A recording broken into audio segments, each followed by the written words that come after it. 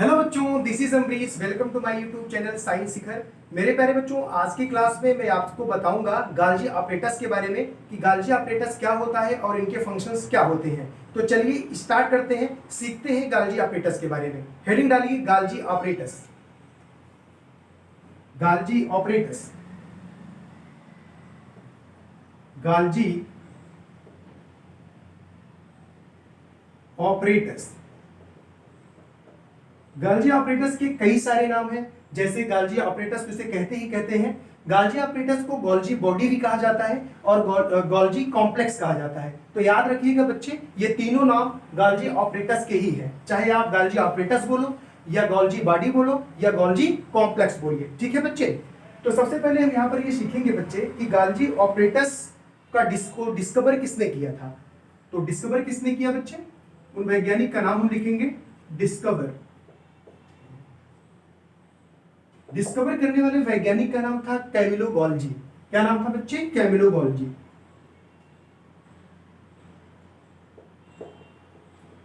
Camillo Golgi.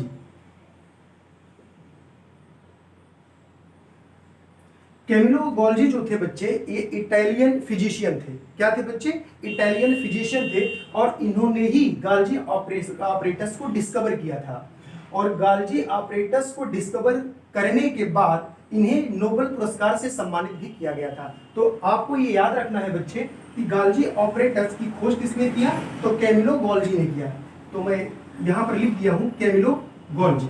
तो ध्यान दीजिएगा बच्चे, इन्होंने अपने नाम पे ही इस सेल ऑर्गेनेली का नाम गाल्जी ऑपरेटर्स रखा। जैसे आप देख पा रहे होंगे, इनका नाम है कैमिलो गोल्जी। तो ये जो गोल्जी शब्द है बच्चे, इसी गोल्जी को लेकर के इन्होंने इस सेल ऑर्गेनेल का नाम गाल्जी ऑपरेटर्स रखा था। ठीक है बच्चे, अब बात ये आती है कि इसका परिभाषा क्या है।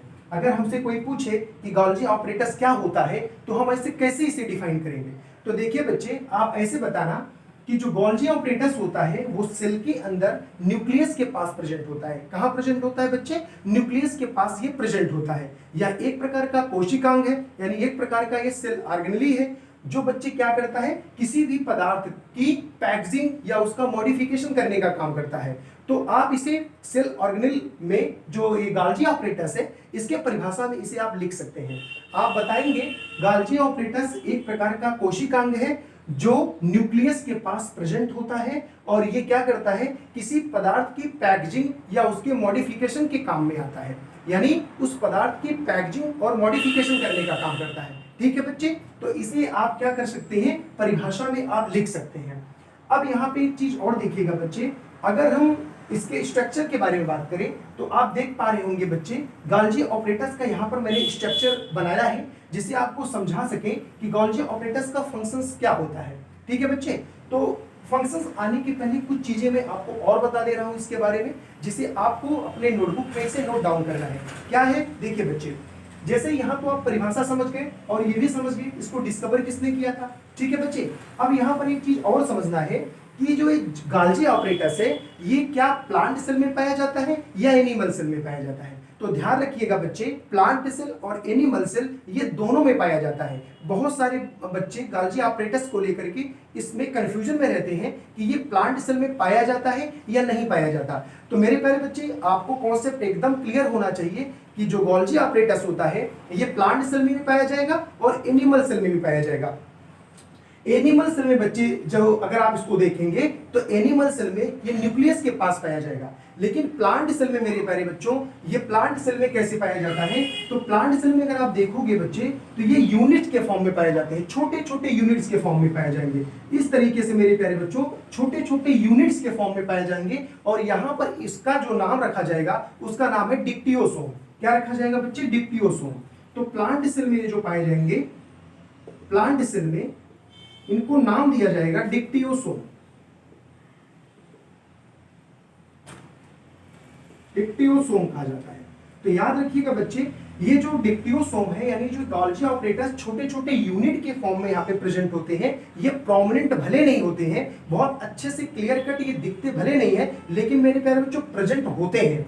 तो ये अपने दिमाग से निकाल दीजिएगा कि प्लांट सेल में जो गाल्जी ऑपरेटर्स होता है वो प्रेजेंट नहीं होता है। नहीं बच्चे, ये प्रेजेंट होगा। ये प्लांट सेल में भी प्रेजेंट होगा और ये जो एनिमल सेल है वहां पर भी प्रेजेंट होगा। एनिमल सेल में ये बच्चे एकदम प्रोमिनेंट होता है, लेकिन प्लांट सेल में उतना प्रोमिनेंट नहीं होता है, लेकिन ये प्रेजेंट होता है छोटे छोटे यूनिट्स के फॉर्म में। उन्हीं यूनिट्स को कहा जाता है डिप्टियोसोम। क्या कहा जाता है बच्चे? डिप्टियोसोम। तो इतनी बातें आपको और एक्स्ट्रा जो है याद रख लेना है गोल्जी ऑपरेटस के साथ संदर्भ में। ठीक है बच्चे, अब हम बात करते हैं इनके स्ट्रक्चर के बारे में। तो ये तो परिभाषा हो गया, किसने डिस्कवरी किया ये भी मैंने बता दिया, और इसमें कुछ और भी मैंने इंफॉर्मेशन आपको बताने का यहाँ पर प्रयास किया। अब आपको करना क्या है बच्चे, अब आपको ये फंक्शन को देख लेना है कि ये फंक्शन क्या करता है। देखिए बच्चे, देखिए सबसे पहले इसके स्ट्रक्चर को और अच्छे से समझा दे रहे हैं आपको, फिर हम फंक्शन पे आते हैं। देखिए बच्चे, ये स्ट्रक्चर आप देख पा रहे होंगे गोल्जी ऑपरेटस का स्ट्रक्चर। इसमें अगर आप देखेंगे बच्चे तो आपको यहाँ पर एक फ्लैंटेड इसका जो सैक है वो दिखाई देगा। फ्लैंटेड सैक का मतलब होता है बच्चे चपटी थैलीनुमा संरचना। आप देख पा रहे होंगे बच्चे, ये जो यहाँ पर ये जो फोल्ड होता हुआ दिख रहा है स्ट्रक्चर, ये बच्चे जो फोल्ड हुआ है इसे कहा जाता है फ्लैंटेड सैक, यानी चपटी थैलीनुमा संरचना। और मेरे प्यारे बच्चों, ये जो फ्लैंटेड सैक है, पतली थैलीनुमा जो संरचना है बच्चे, ये सिंगल नहीं पाया जाता, ये बहुत सारे सैक पाए जाएंगे, बहुत सारी फ्लैंटेड सैक पाए जाएंगे जो पैरेलल लगे हुए रहेंगे। देखिए बच्चे, अगर हम एक सैक के उठाएं इस तरीके से, अगर हम एक थैलीनुमा चपटी थैलीनुमा संरचना को उठाएं तो इस तरीके से रिप्रेजेंट करेंगे। तो जो बच्चे एक जो सैक होगा, यानी एक जो चपटी थैलीनुमा संरचना होगी, उसे हम बोलते हैं सिस्टरने। क्या बोलते हैं बच्चे? सिस्टरने बोलेंगे, सिस्टरने कहा जाता है। तो ध्यान रखिएगा बच्चे, इंग्लिश में ये जो चपटी थैलीनुमा संरचना आपको दिख रही है यहाँ पर कई सारे, इसे इंग्लिश में कहते हैं फ्लैंटेड सैक, हिंदी में कहते हैं चपटी थैलीनुमा संरचना, और इसी को कहा जाता है सिस्टरने। कब कहा जाएगा सिस्टरने? जब केवल हम सिंगल जो है, अगर हम इस सैक को देखेंगे, सिंगल फ्लैटेड सैक की बात करेंगे तो उसे हम सिस्टरने बोलेंगे। अब मेरे प्यारे बच्चों, ये जो सिस्टरने होगा, एक के ऊपर एक करके ऐसे पैरेलल में ये लगा हुआ रहेगा। बहुत सारे यहाँ पर आपको ये फ्लैंटेड सैक देखने को मिलेंगे। तो ये सेट जो होगा, एक जो सेट बनेगा, एक जो बंडल बनेगा, उसे हम कहते हैं सिस्टन्स। क्या कहा जाएगा बच्चे? उसे कहा जाएगा सिस्टन्स। क्या कहा जाएगा बच्चे? सिस्टन्स। तो सिस्टन्स क्या होता है बच्चे? ये सिस्टन्स होता है, ये चपटी हुई जो थैली है, ये जब एक सेट के रूप में आ जाएगी, यानी बहुत सारी जब चपटी थैलियां यहाँ पर समांतर क्रम में लगी होंगी, तो उसी सेट को बोला जाता है सिस्टन्स। क्या बोला जाता है बच्चे? सिस्टन्स बोला जाता है, या इसे बंडल बोलते हैं। क्या बोलते हैं बच्चे? बंडल बोलते हैं। और इन्हीं संरचना को हम गोल्जी ऑपरेटस बोलेंगे। क्या बोलेंगे बच्चे? गोल्जी ऑपरेटस बोलेंगे। यहाँ पर एक चीज आप और देख पाए होंगे बच्चे कि यहाँ ऊपर के साइड, यहाँ पर जो ऊपर का साइड होगा न्यूक्लियस के एकदम पास, ऊपर वाले साइड जो न्यूक्लियस के पास होता है उसको हम बोलते हैं सिस फेस, और जो नीचे आप देखेंगे प्लाज्मा मेम्ब्रेन के पास होता है उसे हम बोलेंगे ट्रांस फेस। तो इसमें दो फेसेस आपको देखने को मिलेंगे, ऊपर की तरफ दिखेगा सिस फेस और नीचे की तरफ दिखेगा ट्रांस फेस। ठीक है बच्चे, ये बात हुई इसके स्ट्रक्चर की। तो स्ट्रक्चर में बस आपको इतना ही ध्यान रखना है बच्चे कि सेल के अंदर चपटी थैलीनुमा समांतर क्रम में लगी हुई संरचना देखने को आपको मिलेगी। इन्हीं जो समांतर क्रम में लगी हुई थैलीनुमा संरचना है बच्चे, इन्हीं को बोला जाता है सिस्टरने। क्या कहा जाता है बच्चे? सिस्टरने। लेकिन ध्यान रखिएगा बच्चे, यहाँ पर जो सिस्टरने प्रेजेंट होता है, इसके ऊपर राइबोसोम प्रेजेंट नहीं होता है। ठीक है बच्चे, ये ध्यान रखिएगा। तो ये जो चपटी थैलीनुमा संरचना होती है बच्चे, इन्हीं के पूरे सेट को हम गोल्जी ऑपरेटस बोल देते हैं। और इनमें दो फेसेस दिखाई देंगे, ऊपर की तरफ सिस फेस, ये सिस फेस होगा, ये न्यूक्लियस के पास होगा, और नीचे की तरफ आपको ट्रांस फेस देखने को मिलेगा जो प्लाज्मा मेम्ब्रेन के पास होगा। ठीक है बच्चे, ये सिंपल स्ट्रक्चर है जो मैंने यहाँ पर बनाया है। अब हम देखते हैं कि गोल्जी ऑपरेटस फंक्शन कैसे करता है। तो आप हेडिंग डालिएगा फंक्शन, हेडिंग डालिएगा बच्चे फंक्शन। समझने का प्रयास कीजिएगा बच्चे, अगर आप समझ जाएंगे तो आप अपने आप जो है अपने कॉपी में गोल्जी ऑपरेटस के बारे में लिख पाएंगे। इस वजह से मैं ज्यादा लिखने पर फोकस नहीं करता हूं, आपको समझाने के लिए ज्यादा प्रयास करता हूं कि चीजें इजीली तरीके से अगर आपको समझ में आ गई तो आप आसानी से अपने भाषा में भी गोल्जी ऑपरेटस के बारे में लिख पाओगे। अगर हम फंक्शन के बारे में बात करें बच्चे कि इसका फंक्शन क्या है, तो आप क्लास 8 से पढ़ते आए होंगे बच्चे कि जो गोल्जी ऑपरेटस का फंक्शन होता है वो किसी न किसी पदार्थ का मॉडिफिकेशन करना या पैकेजिंग करना होता है। फंक्शन में क्या होता है बच्चे? या तो ये पैकेजिंग करेगा, ये क्या करेगा बच्चे? पैकेजिंग करेगा, ये क्या करेगा बच्चे? मॉडिफिकेशन करेगा, मॉडिफिकेशन का काम करेगा, मॉडिफिकेशन करेगा, या तो ये पैकेजिंग करने का काम करेगा। किन चीजों को पैकेजिंग करने का काम करेगा? तो देखिए बच्चे, पहले तो आपको यही इतना समझना है कि गोल्जी ऑपरेटर्स का काम होता है किसी ना किसी पदार्थ की पैकेजिंग करना या उसका मॉडिफिकेशन करना। ठीक है बच्चे, अब ये करता कैसे है इसको मैं आपको बता रहा हूं। देखिए समझिए बच्चे, यहां पर अगर आप देखेंगे बच्चे तो ऊपर वाला भाग कौन सा है? सिस फेस है। ऊपर वाले भाग को क्या बोलेंगे बच्चे? सिस फेस बोलेंगे। ये जो सिस फेस होता है बच्चे, ये अटैच होता है एंडोप्लाज्मिक रेटिकुलम से। ध्यान से सुनिएगा बच्चे, ये जो हमारा गोल्जी ऑपरेटस का सिस फेस होता है, ये अटैच होता है एंडोप्लाज्मिक रेटिकुलम से, और एंडोप्लाज्मिक रेटिकुलम जो होता है बच्चे, वो न्यूक्लियस से अटैच होता है। ठीक है बच्चे, अब देखिएगा होता क्या है बच्चे कि एंडोप्लाज्मिक रेटिकुलम में या तो प्रोटीन बनेंगे, या तो वहां पर क्या बनते हैं बच्चे, या तो लिपिड बनते हैं, फैट बनते हैं। क्योंकि जब मैंने आपको पढ़ाया था एंडोप्लाज्मिक रेटिकुलम में, वहां पर मैंने आपको बताया था कि एंडोप्लाज्मिक रेटिकुलम में दो भाग होते हैं, एक होता है रफ एंडोप्लाज्मिक रेटिकुलम और एक होता है smooth endoplasmic reticulum. Rough endoplasmic reticulum मेरे प्यारे बच्चों प्रोटीन को सिंथेसाइज करेगा, प्रोटीन बनाने का काम करता है। लेकिन बच्चे यहाँ पर जो स्मूथ एंडोप्लाज्मिक रेटिकुलम होता है वो फैट बनाने का काम करता है। तो ध्यान से सुनिए बच्चे, मान लीजिए रफ एंडोप्लाज्मिक रेटिकुलम से प्रोटीन बना। क्या बना बच्चे? प्रोटीन बना। तो ध्यान रखिएगा बच्चे कि रफ एंडोप्लाज्मिक रेटिकुलम में प्रोटीन भले बन गया, लेकिन ये प्रोटीन डायरेक्ट सेल में नहीं जाता कि प्रोटीन बन गया और जिस सेल को आवश्यकता हुई वो क्या किया, प्रोटीन का यूज कर लिया। ऐसे नहीं होता है बच्चे, प्रोटीन डायरेक्ट तरीके से यूज नहीं होगा। प्रोटीन पहले बनेगा कहां पर? एंडोप्लाज्मिक रेटिकुलम में। एंडोप्लाज्मिक रेटिकुलम में किसमें? रफ एंडोप्लाज्मिक रेटिकुलम में। अब ये जो प्रोटीन होता है मेरे प्यारे बच्चों, ये मैच्योर नहीं होता। ये प्रोटीन में जो है नेटवर्क से जुड़ा हुआ होता है, मतलब एक पूरा चैनल फैला हुआ होता है। तो न्यूक्लियस जुड़ा होता है किससे? एंडोप्लाज्मिक रेटिकुलम से, और एंडोप्लाज्मिक रेटिकुलम जुड़ा होता है सिस फेस से। तो यहां जब एंडोप्लाज्मिक रेटिकुलम में प्रोटीन बनेगा मेरे प्यारे बच्चों, तो वो क्या करेगा? सिस फेस पे आएगा, और इसी सिस फेस से ये इंटर करेगा गोल्जी ऑपरेटस में।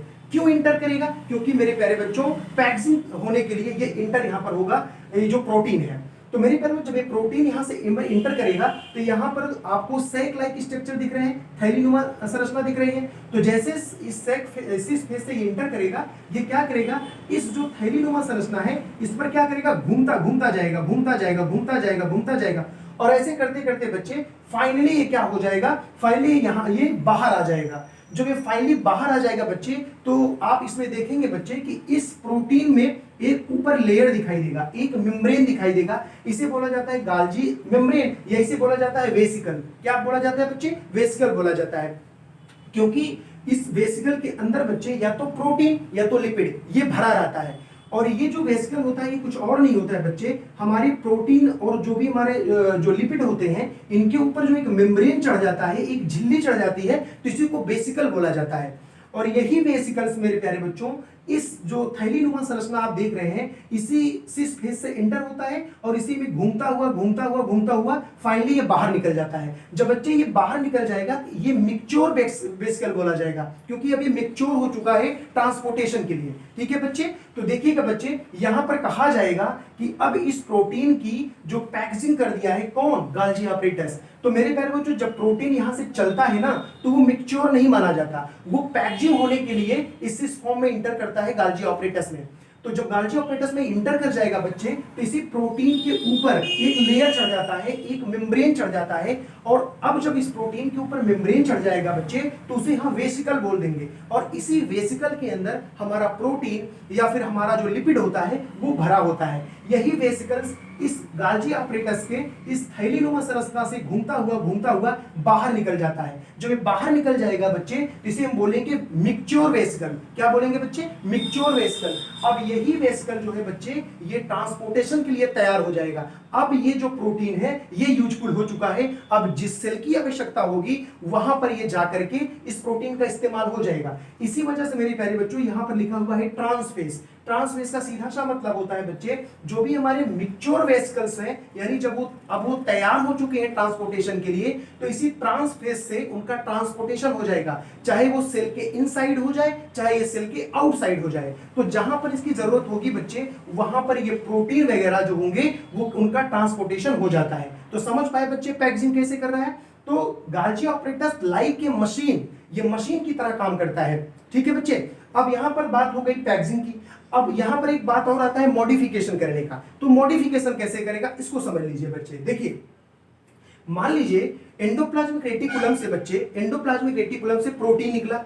अब चूंकि एंडोप्लाज्मिक रेटिकुलम जुड़ा हुआ है सिस फेस से, तो अब ये कहां पे आएगा, गाल्जी ऑपरेटस में आएगा। तो मान लीजिए बच्चे इस गाल्जी ऑपरेटस में पहले से ही कोई लिपिड मॉलिक्यूल मौजूद है, पहले से ही हमारा प्रोटीन जो लिपिड है, हमारा फैट है, वो पहले से ही इस थैली में हमें प्रेजेंट है। तो जब प्रोटीन सिस फेस से इंटर करेगा मेरे प्यारे बच्चों, तो इसमें पहले से जो मौजूद हमारा वसा होता है उससे ये मिल जाएगा। जैसे वसा से मिलेगा मेरे प्यारे बच्चों प्रोटीन, तो ये एक नया प्रोटीन बना देगा, उसका नाम होगा लिपोप्रोटीन। अब आप हमें बताइए, लिपोप्रोटीन, तो क्या इस प्रोटीन का मॉडिफिकेशन नहीं हुआ? बिल्कुल हुआ मॉडिफिकेशन। फिर से मैं बता रहा हूं बच्चे कैसे हुआ मॉडिफिकेशन। मैंने आपसे क्या बोला, मान लीजिए कि ये जो हमारा गाल्जी ऑपरेटस है, इसमें जो फ्लैंटेड सैक है, थैलीनुमा जो संरचना है, इस थैली में पहले से ही मान लेते हैं, इस थैली में पहले से ही कुछ ना कुछ फैट मौजूद है और रफ एंडोप्लाज्मिक रेटिकुलम से कोई प्रोटीन निकला। अब वो प्रोटीन कहां से इंटर करेगा गाल्जी ऑपरेटस में, इस सिस फेस से इंटर करेगा। जैसे बच्चे सिस फेस से इंटर करेगा, तो पहले से मौजूद इस थैली में जो हमारा फैट है उस मॉलिक्यूल से ये मिल जाएगा, और जैसे प्रोटीन फैट से मिलेगा बच्चे, वहां पर एक नया सब्सटेंस बना देगा जिसे हम कहेंगे लिपोप्रोटीन। तो इसे ही कहा जाएगा मॉडिफिकेशन। किसका मॉडिफिकेशन हो गया बच्चे? प्रोटीन का मॉडिफिकेशन हो गया। इसी तरीके से और भी आप समझ सकते हैं, जैसे मान लीजिए बच्चे इस थैली के अंदर जो चपटी थैली है, इस थैली के अंदर मान लीजिए पहले से कार्बोहाइड्रेट या ग्लूकोज वगैरह पहले से प्रेजेंट है। ठीक है, अब यहां से प्रोटीन निकला एंडोप्लाज्मिक रेटिकुलम से और सिस फेस से इंटर हुआ। जैसे सिस फेस से इंटर होगा मेरे प्यारे बच्चों, तो यहां पर उपस्थित जो ग्लूकोज वगैरह है इससे ये मिल जाएगा। मिलने के बाद मेरे प्यारे बच्चों यहां पर एक नया प्रोटीन बना देगा जिसका नाम होगा ग्लाइकोप्रोटीन। ग्लाइकोप्रोटीन। तो देखिए बच्चे यहां पर मॉडिफिकेशन हो रहा है कि नहीं। इस तरीके से जो हमारा गोल्जी ऑपरेटस है वो पदार्थ की पैकेजिंग करता है और उसका मॉडिफिकेशन करता है। तो उम्मीद करता हूं बच्चे ये वर्क आपको समझ में आया होगा। अब एक क्वेश्चन आप यहां से पूछ सकते हैं कि सर क्या पैकेजिंग करना जरूरी होता है? क्या बिना पैकेजिंग के प्रोटीन अन्य सेल में नहीं जा सकता? देखिए मेरे प्यारे बच्चों, कॉमन सेंस आप लगा सकते हैं। जैसे आप देखे होंगे आप दुकानों पे बहुत सारे ऐसे प्रोडक्ट होते हैं जो पॉलीथीन में पैक होकर के आते हैं। एग्जाम्पल के रूप में अगर मैं आपको बताना चाहूं, तो आप लोग जो कुरकुरे खाते हैं या जो है चिप्स वगैरह आता है या जो छोटे छोटे नमकीन के पैकेट्स आते हैं, ये सब क्या होते हैं बच्चे? ये जो मटेरियल होता है, चाहे नमकीन हो गया, चाहे हमारा चिप्स हो गया, चाहे कुरकुरे हो गए, ये जो मटेरियल्स क्या होते हैं बच्चे? पॉलीथीन के अंदर पैक कर दिए जाते हैं और ये टाइटली पैक किए जाते हैं इस वजह से कि ये लंबे समय तक चल पाए, क्योंकि ये एटमॉस्फेयर के कांटेक्ट में ना पाए। और जब एटमॉस्फेयर के कांटेक्ट में नहीं आएंगे बच्चे, तो ये लंबे समय तक चलेंगे। इसी वजह से तो पैकेजिंग की जाती है कि उन मटेरियल को बचाया जा सके, सुरक्षित रखा जा सके, जिससे लंबे समय तक हम यूज कर पाए। सेम वही प्रोसेस बच्चे हमारा गोल्जी ऑपरेटस करता है। हमारी जो प्रोटीन है, जो हमारा फैट है, जो हमारा जो रफ एंडोप्लाज्मिक रेटिकुलम और स्मूथ एंडोप्लाज्मिक रेटिकुलम बना रहा है बच्चे, अगर उसकी पैकेजिंग नहीं की जाएगी तो वो खराब हो जाएगा। इसी वजह से मेरे प्यारे बच्चों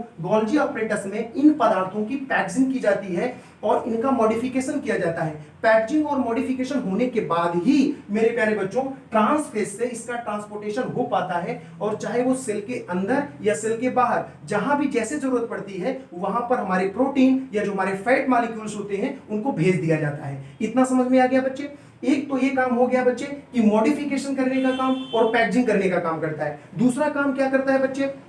दूसरा काम जो हमारे ये शुगर मॉलिक्यूल्स होते हैं बच्चे, उनको क्या करता है बच्चे? उनको कॉम्प्लेक्स फॉर्म में ये बनाने का काम करता है। यानी जो जो सिंपल शुगर होता है बच्चे, उन्हें जटिल शुगर में बनाने का भी ये काम करता है। और तीसरी सबसे इंपॉर्टेंट इसका जो फंक्शन होता है, हालांकि इंपॉर्टेंट तो सब रहता है, लेकिन इसमें मैं इंपॉर्टेंट इस वजह से कह रहा हूं बच्चे, इसका जिक्र मैं आगे करूंगा। सबसे इंपॉर्टेंट चीज इसका क्या होता है बच्चे? ये लाइसोसोम को फॉर्म करता है। लाइसोसोम हमारा एक सेल ऑर्गेनेल्स होता है, तो लाइसोसोम का फॉर्मेशन भी हमारा ये गोल्जी ऑपरेटस करता है। अब उम्मीद करता हूं बच्चे आपको समझ में आ गया होगा गोल्जी ऑपरेटस के बारे में। मैंने आपको बताया कि गोल्जी ऑपरेटस को डिस्कवर किसने किया था, गोल्जी ऑपरेटस का परिभाषा क्या है, गोल्जी ऑपरेटस की स्ट्रक्चर क्या है और गोल्जी ऑपरेटस के फंक्शंस क्या है। अब ये गोल्जी ऑपरेटस आपका यहाँ पे कंप्लीट हो चुका है। अब हम नेक्स्ट सेल ऑर्गेनेली की बात करेंगे जिसका नाम है लाइसोसोम। तो फिर से मैं आपसे पूछता हूं, लाइसोसोम कौन बनाता है, लाइसोसोम का फॉर्मेशन कौन करता है बच्चे? तो ध्यान रखिएगा, गाल्जी ऑपरेटस करता है। तो हमारा जो नेक्स्ट सेल ऑर्गेनेल है उसका नाम है लाइसोसोम। तो हेडिंग डालिए लाइसोसोम, समझ लेते हैं कि लाइसोसोम क्या होता है। तो मैं रफ कर दे रहा हूं, अगली हेडिंग डालिए लाइसोसोम। देखिए बच्चे, अब तक के जितने सारे हम लोग सेल ऑर्गेनेल पढ़ चुके हैं उनमें एक सेल ऑर्गेनेल है लाइसोसोम। लाइसोसोम, लाइसोसोम हिंदी में भी इसे लाइसोसोम ही कहा जाता है। क्या कहा जाता है बच्चे? लाइसोसोम कहा जाता है। तो देखिए बच्चे, जैसे ये हमारा सेल है, ये हमारा सेल है और इसी सेल में हमारे सारे सेल ऑर्गेनेल प्रेजेंट होते हैं। लाइक माइटोकॉन्ड्रिया हो गया, माइटोकॉन्ड्रिया हो गया, हमारा न्यूक्लियस हो गया, हमारा लाइसोसोम हो गया, हमारा प्लास्टिड हो गया, राइबोसोम हो गया, एंडोप्लाज्मिक रेटिकुलम, ऐसे बहुत सारे जो सेल ऑर्गेनेल होते हैं वो इस सेल में प्रेजेंट होते हैं। तो लाइसोसोम भी हमारा प्रेजेंट होता है, ये भी मेम्ब्रेन बाउंड होता है। ठीक है बच्चे, इतना समझ में आ गया। अब यहां पे ध्यान दीजिएगा बच्चे, ये लाइसोसोम में क्या होता है बच्चे? लाइसोसोम में डाइजेस्टिव एंजाइम भरा होता है। और ये डाइजेस्टिव एंजाइम आता कहां से है? ये डाइजेस्टिव एंजाइम जो होता है बच्चे वो RER से आता है, रफ एंडोप्लाज्मिक रेटिकुलम से आता है। ये एंजाइम कहां होते हैं बच्चे? ये RER में बनते हैं और RER में बनने के बाद ये लाइसोसोम में आकर के भर जाते हैं। तो लाइसो हम कह सकते हैं कि लाइसोसोम में क्या प्रेजेंट होता है? लाइसोसोम में प्रेजेंट होता है डाइजेस्टिव एंजाइम। क्या प्रेजेंट होता है मेरे प्यारे बच्चों? डाइजेस्टिव एंजाइम, डाइजेस्टिव एंजाइम, या इसे कहा जाता है बच्चे हाइड्रोलिटिक एंजाइम। क्या कहा जाएगा बच्चे? Hydrolytic enzyme, hydrolytic enzyme, enzyme. ध्यान से देखिएगा बच्चे, लाइसोसोम हमारा सेल मेम्ब्रेन होता है, मतलब सेल बाउंडेड मेम्ब्रेन होता है ये लाइसोसोम। और प्रेजेंट कहां होता है बच्चे? सेल के अंदर प्रेजेंट होता है। और इसके अंदर क्या भरा होता है? डाइजेस्टिव एंजाइम भरा होता है। ये डाइजेस्टिव एंजाइम आता कहां से है? ये डाइजेस्टिव एंजाइम आता है RER से, रफ एंडोप्लाज्मिक रेटिकुलम से, यहीं से आता है और लाइसोसोम में भर जाता है। अब देखिए ये करता क्या है बच्चे, इतना समझ आ गया। देखिए बच्चे, जो भी फूड हम लोग खाते हैं वो कॉम्प्लेक्स होता है। जैसे आप रोटी खा रहे हैं, चावल खा रहे हैं, जो भी चीज खा रहे हैं बच्चे वो कॉम्प्लेक्स होता है। तो उन जो हमारे फूड्स होते हैं जो हम खाते हैं बच्चे, वो डायरेक्टली हमारे जो इंस्टेंटाइन में जाकर के डायरेक्टली वो डाइजेस्ट नहीं होता है बच्चे, क्योंकि वो कॉम्प्लेक्स फूड होता है। तो उनको छोटे छोटे सिंपल फॉर्म में ब्रेक डाउन करने का काम बच्चे हमारा ये डाइजेस्टिव एंजाइम करता है। ध्यान से सुनिएगा बच्चे, ये फूड पार्टिकल को, यानी जो हम फूड खाते हैं, जो कॉम्प्लेक्स फूड खाते हैं, उनको सिंपल सब्सटेंसेस में तोड़ने का काम हमारा डाइजेस्टिव एंजाइम करता है। और यही नहीं करता बच्चे, जब हम फूड वगैरह खाते हैं तो कुछ फॉरेन पार्टिकल, ऐसे पार्टिकल जो हमारे बॉडी के लिए नुकसानदायक हैं, जो हमारे सेल को डैमेज कर सकते हैं, हमें बीमार कर सकते हैं, ऐसे जो हमारे फॉरेन पार्टिकल होते हैं, जैसे बैक्टीरिया हो गया, वायरसेस हो गया, ये जब फूड के थ्रू हमारे बॉडी में आ जाते हैं तो इनको मारने का काम, इनको डाइजेस्ट करने का काम, इनकी सफाई करने का काम मेरे प्यारे बच्चों यही हाइड्रोलिटिक एंजाइम करता है। और हाइड्रोलिटिक एंजाइम किसमें प्रेजेंट होता है? लाइसोसोम में प्रेजेंट होता है। इस वजह से हम कह सकते हैं कि जो लाइसोसोम होता है मेरे प्यारे बच्चों, जो भी फॉरेन पार्टिकल हमारे बॉडी में आ जाते हैं उनको डाइजेस्ट करने का काम, उनकी सफाई करने का काम हमारा कौन करता है? लाइसोसोम करता है। ठीक है बच्चे, इतनी बात आपको जो है यहां पर समझ में आ गया होगा। अब एक चीज और ध्यान रखिएगा बच्चे, ये तो बात हो गई कि जो कॉम्प्लेक्स फूड है उसको सिंपल सब्सटेंसेस में तोड़ना, ये पहला काम। दूसरा काम हमने आपको बताया, जो भी फॉरेन पार्टिकल्स होते हैं जैसे बैक्टीरिया हो गए, वायरसेस हो गए, जो हमारी बॉडी में आते हैं, इनको खत्म करने का काम हमारा लाइसोसोम करता है। तीसरा काम और क्या करता है? देखिए बच्चे, तीसरा काम इसका ये है कि हमारे सेल में जितने भी ऑर्गेनल्स हैं वो कोई ना कोई काम करेंगे, सबका अपना अपना काम दिया गया करने के लिए।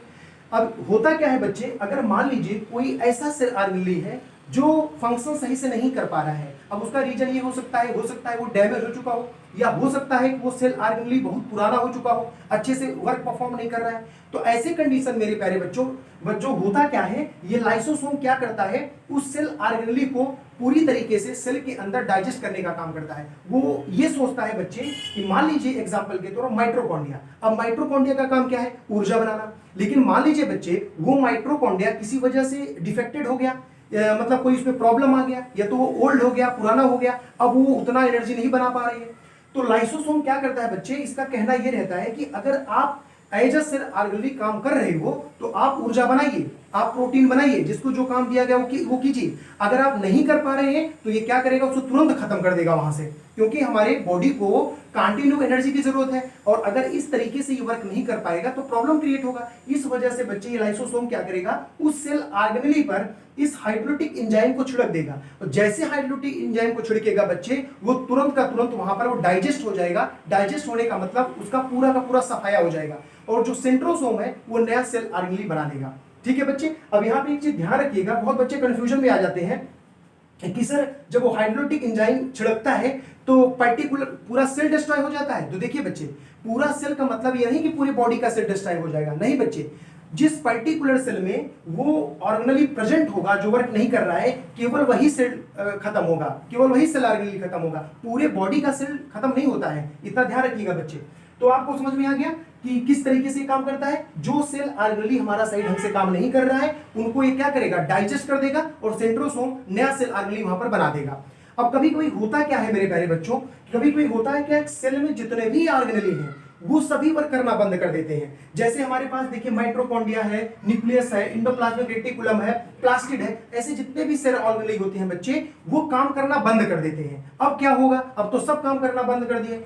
ऐसे कंडीशन मेरे प्यारे बच्चों, ये जो हमारा लाइसोसोम होता है ये खुद फट जाता है, ये खुद फटेगा। जैसे फटेगा बच्चे, तो इसके अंदर भरा हुआ जो एंजाइम होता है वो बाहर आ जाएगा, और जैसे बाहर आएगा तो थोड़ा थोड़ा सब सेल ऑर्गेनली, जितने सेल ऑर्गेनली उस सेल में प्रेजेंट होते हैं सब पर लग जाएगा, और लगने के बाद मेरे प्यारे बच्चों सबके सब सेल ऑर्गेनली डिस्ट्रॉय हो जाएंगे, पूरी की पूरी तरीके से खत्म हो जाएंगे। ठीक है बच्चे, इसी वजह से कहा जाता है लाइसोसोम को सुसाइड बैग कहा जाता है। क्यों कहा जाता है बच्चे सुसाइड बैग, क्योंकि बच्चे ऐसे कंडीशन में जब सारे सेल ऑर्गेनली काम नहीं कर रहे हैं, तो ऐसे कंडीशन में ये जो लाइसोसोम होता है ये खुद फट जाता है, और खुद फटने की वजह से इसके अंदर जो हाइड्रोलिटिक एंजाइम होता है वो सेल के बाहर आ जाता है, और बाहर आने से बच्चे सारे जो हाइड्रोलिटिक एंजाइम होते हैं सब सेल ऑर्गेनली पर थोड़ा थोड़ा लग जाते हैं, और सारे के सारे सेल ऑर्गेनली डाइजेस्ट हो जाते हैं, पूरा खत्म हो जाते हैं, क्लीन हो जाते हैं। ठीक है, इसी वजह से इसे सुसाइड बैग भी कहा जाता है। क्या कहा जाएगा लाइसोसोम को,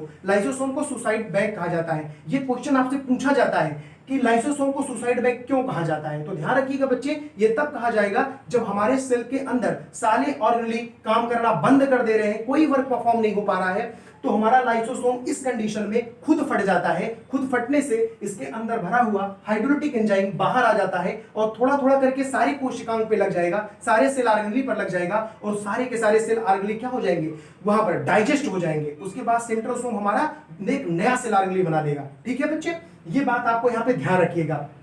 अब एक चीज मैं आपको और बता दे रहा हूं बच्चे, कभी कभी होता क्या है बच्चे कि हमारा लाइसोसोम ही मर जाता है। जैसे अगर मान लीजिए आप कहीं दौड़ते जा रहे हैं, या फिर अगर आपको कोई बहुत तेजी से मार दिया, तो देखे होंगे बच्चे उतना पार्ट ब्लैक हो जाता है, उतना पार्ट क्या हो जाएगा बच्चे, ब्लैक हो जाएगा। ब्लैक होने का सीधा सा मतलब है बच्चे कि वहां पर जो भी सेल ऑर्गेनली प्रेजेंट थे वहां पे सबके सब मर गए, जितने भी सेल ऑर्गेनली प्रेजेंट थे सबके सब मर गए, इसी वजह से तो वो ब्लैक हो गया। अब ऐसे कंडीशन में मेरे प्यारे बच्चों, इसमें जो लाइसोसोम प्रेजेंट था इस सेल के अंदर वो भी मर गया। अब क्या होगा बच्चे कि अब ऐसे कंडीशन में आप देखे होंगे कि एक ब्लैक कलर का पूरा सा एक धब्बा पड़ जाता है, जहां पर चोट लगता है पूरा ब्लैक कलर का धब्बा पड़ जाता है। ऐसे कंडीशन में क्या किया जाता है, ऐसे कंडीशन मेरे प्यारे बच्चों, इसको सही करने के लिए यहाँ पर गर्म पानी से सिकाई की जाती है। तो गर्म पानी से सिकाई जब आप करते हैं बच्चे, तो जैसे आप गर्म पानी यहाँ पे डाल करके इसको सिकाई करते हैं, जो ब्लैक पार्ट हो चुका है